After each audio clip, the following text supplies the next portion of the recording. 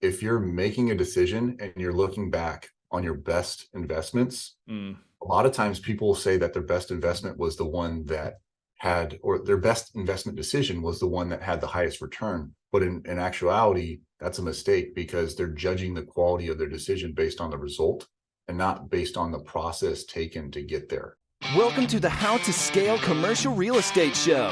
Whether you are an active or passive investor, we'll teach you how to scale your real estate investing business into something big. Colm McEvilly has gone from being an engineer to an investor advocate. He's experienced the journey from serving oneself to want to serve a community. Colm is also an investor of mine in some of our deals, and I've certainly appreciated getting to know Colm here over the last few years, meeting up at conferences and whatnot. So it's a pleasure to have you back here on the show, Colm. Thank you so much for coming on today. Oh my gosh, thank you, Sam. And thank you for exposing people to alternative investing opportunities outside of multifamily. Absolutely, man. The pleasure is mine. It's a blast to do those things. Today, there's three questions, Colm, I ask every guest who comes on the show. In 90 seconds or less, can you tell us, where did you start? Where are you now? And how did you get there? I started in single family. I had a heart failure, which basically had me have a midlife crisis in my late 20s. And that pushed me to creating multiple income streams. So I looked towards multifamily syndication. I connected and worked with Neil Bawa. And then I also worked with Viking Capital. So I helped raise collectively about 160 million from retail Wow. investors. Personally, about 60 million. I've converted to the 160, but I have exposure to different systems and processes. And over that journey, I had more than 6,000 documented investor calls. So what we're talking about today, and the whole purpose of the call today is to help individuals realize that everybody has certain types of biases, and you need to create a decision-making process to reduce heartache and headache.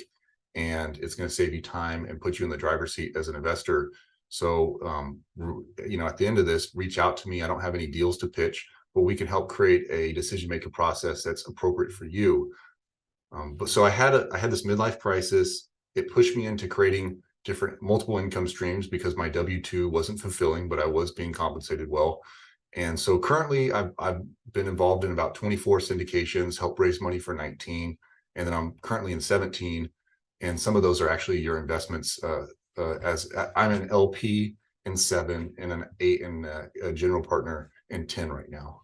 Wow, dude, that's amazing. I mean, that's a really cool journey. At some point would love to get more of your backstory. I know we don't have time for that here today, but I think that's really cool that you've decided and you found real estate as a way to augment and support the life that you needed to lead while you were taking care of getting your own health back on Well, track. So think about with stock investing. If you were to call Amazon and say, "Hey, can I get a loan to buy some of your stocks?" They would laugh at you. sure, But the power of real estate, and like even in the project I'm involved with you, where our cost of money was 6% fixed, you right. know, and we have leverage in real estate. And that's why real estate, if done properly over time, is a get rich slow way to do it, because we have leverage. And then when you're partnering with other investors, it does two things. As an active side, we're leveraging other people's money and bank money. And then as a passive side, I think the most important thing is I get to leverage my time. I Hmm. have 5 single family rentals, and those take way more time than any of the 24 commercial syndication investments I've been involved. And And that I make an incredible amount of return on my time as a passive investor. And that's my ultimately my goal is to be 100% passive.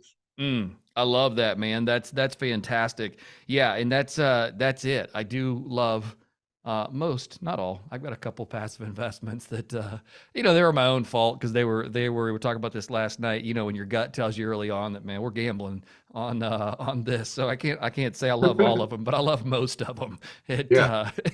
but that's the ones I'm not happy with are my own fault. So I got nobody to blame but me for that. But no, this is really great. I want to talk because I know again, time is of the essence here today, unfortunately for both of us. But you mentioned early on about the decision-making process. You're Yeah. approaching this conversation from the investor standpoint. Is that right?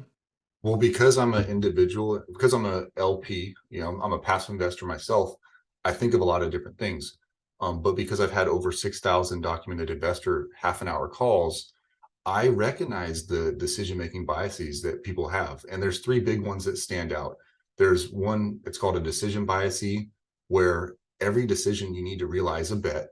And so if you don't actually break down the process of making the decision as a level of risk on each of the different criterias, you're probably going to make inconsistent decisions. So the first thing is understand every decision you make is biased, and that it's based on the info that you have.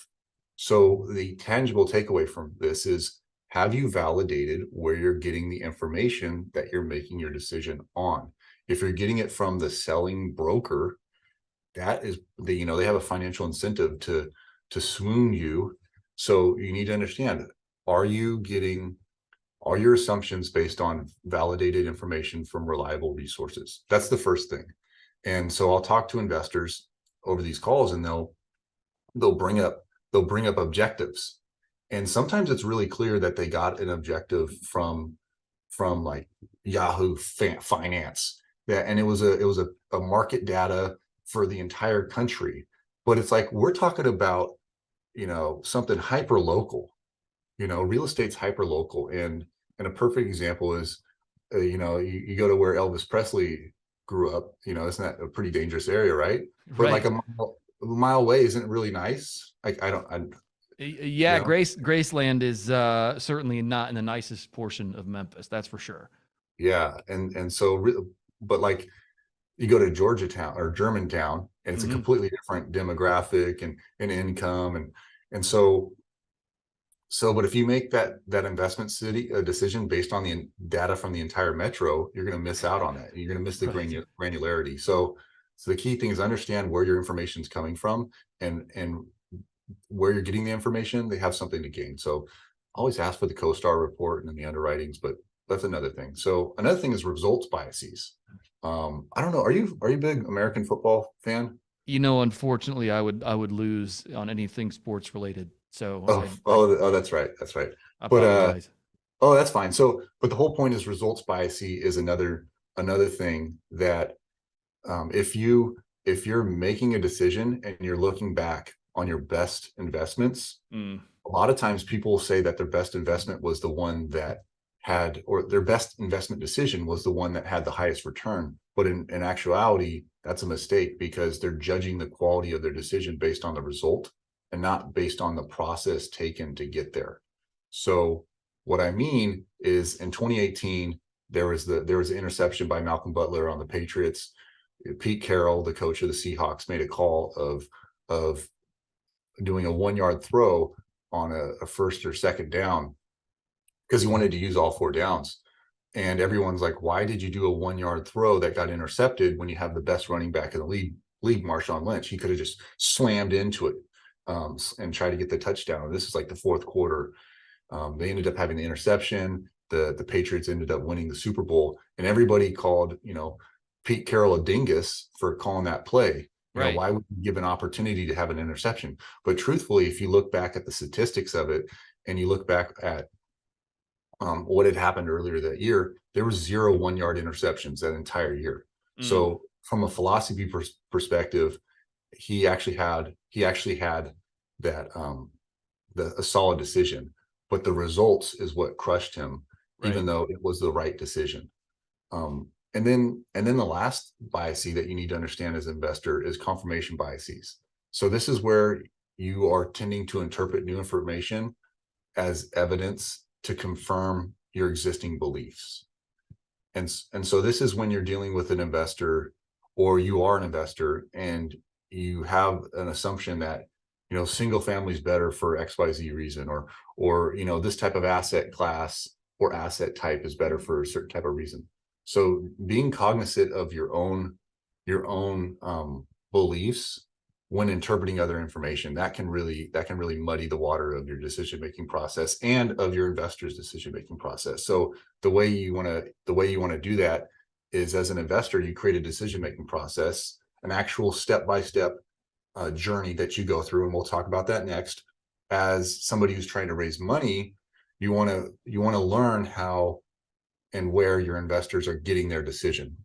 And then once you understand where the investors are getting their decision, you probably understand what type of messaging and what type of, Grant Cardone says certain things. Well, it's interesting that 6 months later, he has a project that aligns with what he was saying 6 months before. It's his persuasion. So when you're raising money, you really need to understand where your investors are getting their information, because you can't dictate where they get their information. You can only try to help how they interpret that information. And that's when you're dealing with their confirmation bias. That, man, that's powerful It's a lot. information. No, it's great. I mean, in what you've broken down, a very simple steps of what those different biases are, Yeah. and I don't think about myself as an investor, as a deal sponsor. I mean, these same things apply to I think all of us in some regard. That decision making process. Well, we'll get to that. I guess going back though, the one that really stood out to me was the results biases. I think that's one that's hard for me to wrap my head around, because there's so many different moving pieces inside of that. Like results biases, it might be that this sponsor has always made money, and so whatever deal they do, I'm just going to throw money at it because hey, they've always made money. Yeah. Which if that's inside the decision making process, you could poke holes in that philosophy all day long by saying, wait, you know what? Just because they've hit 10 out of the last 10 doesn't mean that the 11th one's going to go well. You Yeah. still need to get back in, and I'm guilty of that as a passive And, investor, just going, and all right, what's the strategy too? yeah, absolutely, It's absolutely, a new type of asset type or class, is a new type of strategy they've never done before. But sometimes you take risks as an investor, like, even for like with you, I really liked you as a person. I liked your other strategies on your other projects. And one of the things I did is I asked you if I could invest below the minimum amount, because I promised I wouldn't be a pain in the ass investor. And you graciously let me, and I plan on investing with you in the future. And so that was an example of where I my I was going through my decision making process, and I was unsure about the sponsor. I liked him ethically, but I liked everything else on the deal. right, You know? And there was actually a couple of things in the numbers where I thought, well, I think that is a little aggressive. However, there were other areas that made me feel like even if there was misses in those areas, we're going to be okay, because there's such a high ceiling to failure because of, on the one particular example is the going in cap rate versus the cost of money. Like there's a positive difference, right. or so anyway, but that's part of the decision making process. So, and if you want to learn more about how you can make decisions better, I recommend two books. The first Yeah. book is called How to Decide, or Thinking in Bets by Annie Duke. She's a professional poker player, and some of the philosophies that I just presented to you stem from that, but they're recognizable when you're having conversations with sponsors or when you're having conversations with investors. So look up Annie Duke. You don't even have to buy the book. I truthfully recommend you just put on YouTube and go water your plants. Just listen to some the Cliff Notes version on YouTube while you're watering your plants or driving your kids to school. That way you don't have to buy the book. Let's get real. Sometimes people don't make time for that. Well, we don't make time for it, and I've always thought that when you're reading books like that, it's always just the nuggets that stand out anyway. So you might as Yeah. well just get the Cliff Notes version, be like, oh yeah, that's a great point, without all Yeah. the background filler information I probably won't retain long term. Well, so here's the thing. Here's the quote of the day. Okay. Information without integration is just a distraction. Boy, you said it, man. That's it. Yeah. And we are in that information overload point of our life. Yeah, you're speaking my language right there, where it's just like, just don't tell me. I can't take anything else in. So Yeah. information without integration is It's just a distraction. a Or, distraction. or it's just noise. Information without integration is just noise. Just noise. Man, Yeah. this is great. So how else, and I know we're again, we got 3 minutes left Yeah. here, but how else have you taken this decision making process? You sound like you figured out how to kind of crack the code for your own investments and things that Yeah. you review, but you've also probably had to reverse engineer this and understand how this applies to investors as they look at opportunities you're presenting. Yeah. And also, it depends on also their profession that shapes how they entertain, how that shapes how they receive information. When I talk to software engineers, they're very methodical. So my first, I helped raise $80 million with one company. Those are mostly Bay Area tech people. That was a very different conversation than when I was raising money with my second company, Viking Capital, which was almost 95% physicians. Because the physicians don't necessarily have the business acumen and the numerical, the background from the math perspective. They're very smart and very intelligent, but you're dealing with different obstacles in conversations where a software engineer will ask you 85 questions and you can literally chew on their process. You can tell they're making process, but it's a long, laborious thing, but you know that they're not going back. Right. Where there might be a more whimsical, emotional decision when you're dealing with a physician investor. And that's actually where my heart lies, because I do have these heart problems. So my goal is to do two things. One, create a nonprofit that pays for therapy for people that have had surgery like myself. And then two, serve the life-saving medical professionals, specifically cardiologists, because I've had heart problems. But I know we're running out of time. Would you be interested in maybe doing like a short part 2 sometime, where we dive into the decision-making process? Oh, 100%, man. No, this has been absolutely fantastic. I mean, it's one of those things that we've just begun to really, really dig in on this. And we'll come back and we'll do part 2 here in the next couple of weeks. Then we'll let you know, obviously listeners, let you know when this goes live. But you've given us great things to think about even yet here today, as we've discussed really the decision-making process, validating that info, results biases, confirmation biases, how that applies to your investors, how it applies to you as an investor. And then as for us raising capital, it also applies to how we approach those various conversations with our different types of investors. So I think confused investor doesn't make a decision. So you have to help them create a process, and it'll put them in the driver's seat. They'll feel the tangible momentum of having a checklist, and it demystifies the process. It builds trust with them because you're transparent, gives them the control to look through many deals a lot quicker, and it'll save them time and headache because they know that they followed their process every single time and they don't have to look back. I love it, man. Colm, thank you for taking the time to come on the show here today. I certainly appreciate it. And as always, it's great to see you and catch up. If our listeners want to get in touch with you, what is the best way to do that? LinkedIn, my name and number will be in the show notes, or you could go to my website, tgaip.com. I'm still building the website because I only started this company a couple months ago, but we do have a mission to donate $10 million to pay for therapy for people with heart surgeries. That's a very personal thing to me. I know that you give back to your community yourself.